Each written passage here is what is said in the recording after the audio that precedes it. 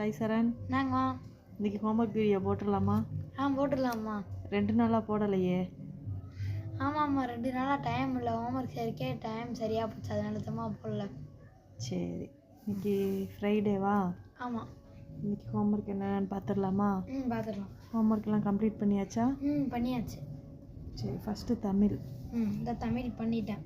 தமிழ்லேருந்து தமிழ் இந்த இனிமை பாடல் மனப்பாட பாடல் எழுதிட்டு அதில் இருக்க அந்த கனியிடை இந்த படிப்போம் அதை எழுதிட்டு வர சொல்லியிருக்காங்க.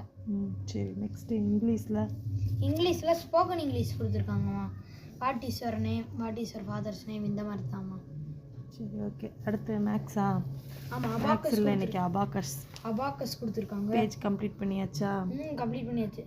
இது 4th, இது 5th, 6th. 3 பேஜா? ஆமாம் ஆமாம். சரி, அடுத்து ஹிந்தி. ஹிந்தி இருக்குமா? ஹிந்தியில் வந்து இந்த இங்கிலீஷ் மீனிங்கு, அதுக்கப்புறம் ஆப்போசிட் வேர்ட்ஸு இது எழுதிட்டு வர சொல்லியிருக்காங்க. சரி, அடுத்த சப்ஜெக்ட்டு என்ன எழுதியிருக்கு? சயின்ஸ் எழுதியிருக்கியா, சோசியல் எழுதியிருக்கியா? சோசியல் எழுதியிருக்காங்க. கொஸ்டின் ஆன்சரா? ஆமாம். அடுத்து அவ்வளோதாம்மா. சயின்ஸ் ஒன்று எழுதாமல் இருக்கே, அதுக்கு என்ன காரணம்? அம்மா, நான் அந்த தேர்ட் ரோமேட்டரில் கொடுத்துருக்காங்கம்மா. தேர்டு கொஸ்டின் எழுதணும்னு சொல்லியிருக்காங்க. ஆனால் அதில் மொத்தமே 2 கொஸ்டின் தான் எழுதியிருக்கேன். அதை எப்படிம்மா தேர்டு கொஸ்டின் எழுதுறது?